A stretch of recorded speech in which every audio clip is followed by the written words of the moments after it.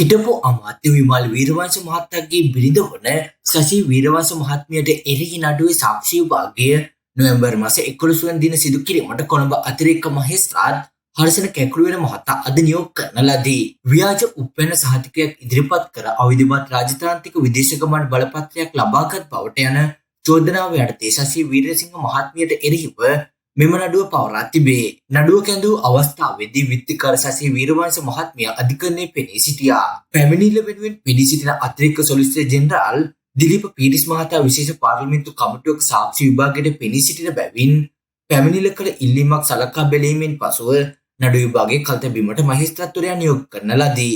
චමින්ද නැමැති පුද්ගලයෙකු කරන ලද පැමිණිල්ලකට අනුව අපරාධ පරීක්ෂණ දෙපාර්තමේන්තුව මගින් සසි වීරසිංහ මහත්මිය විත්තිකාරය කරමින් මෙම නඩුව පවරා තිබේ. මෙම චෝදනාවට වසර 2ක සිට නඩුවක් නියම වී සිටි සසි වීරසිංහ මහත්මිය 2022 වසරේ මේ මාස 31 වන දින අපමත මුදා හරිනු ලැබුවා.